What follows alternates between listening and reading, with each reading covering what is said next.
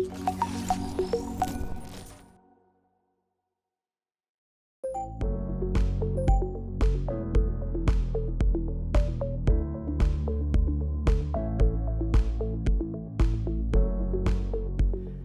안녕하세요. 아나운서 박지민입니다.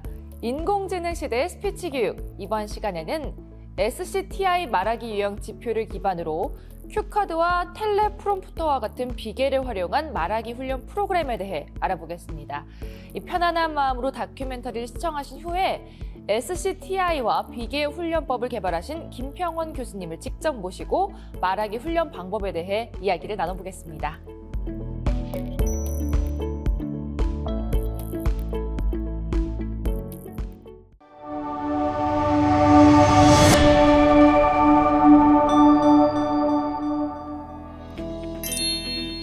비계, 즉 스캐폴딩은 높은 곳에서 공사를 할 수 있도록 임시로 설치한 가설물을 지칭하는데요.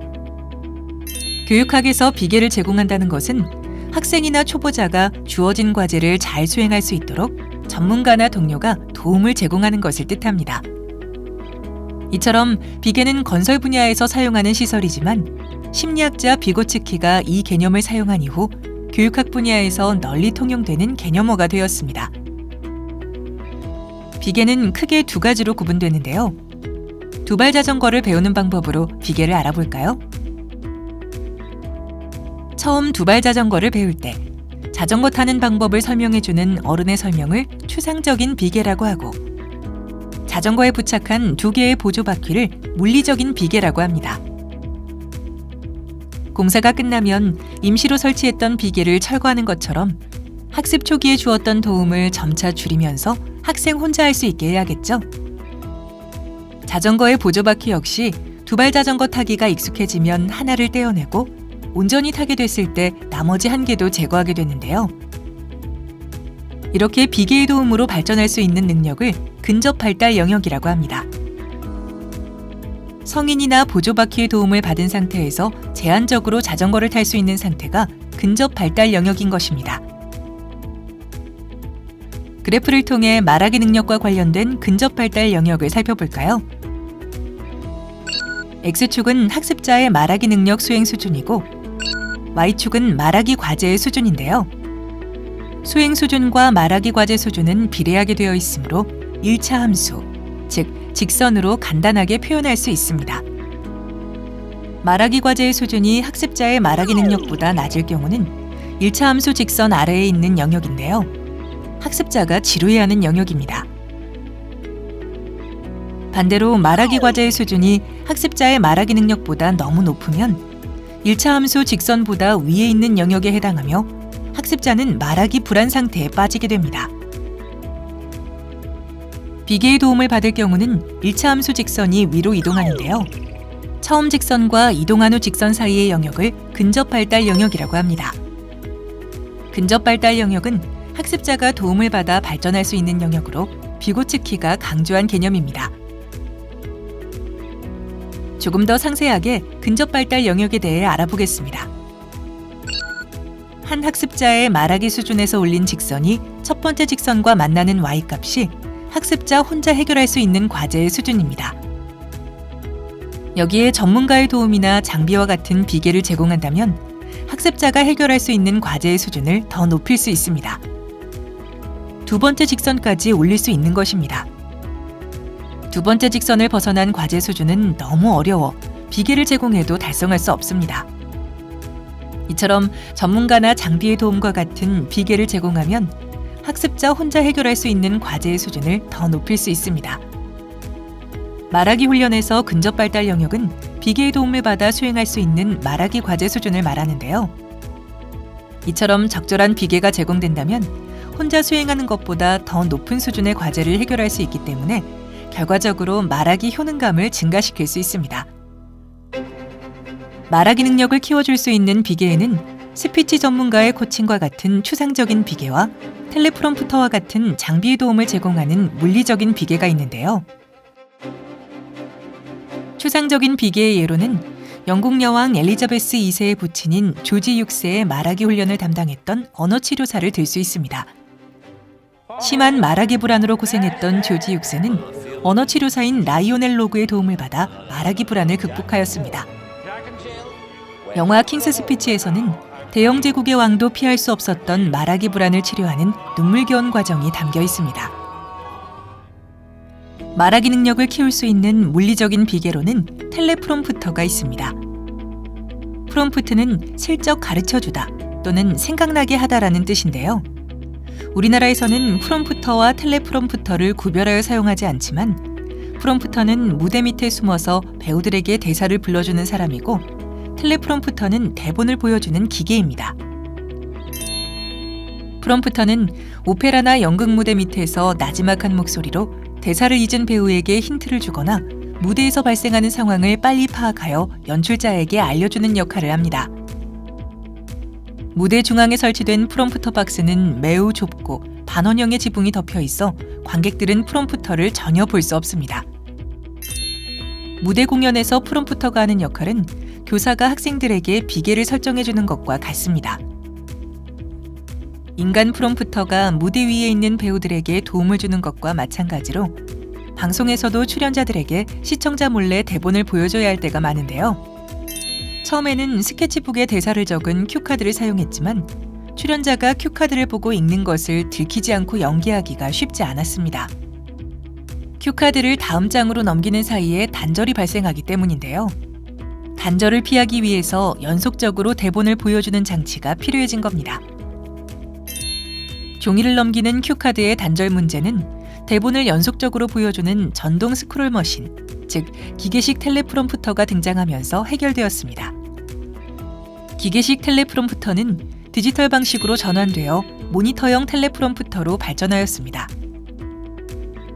바닥형 모니터는 무대 높이보다 낮은 곳에 비스듬히 설치하는 일반 모니터인데요.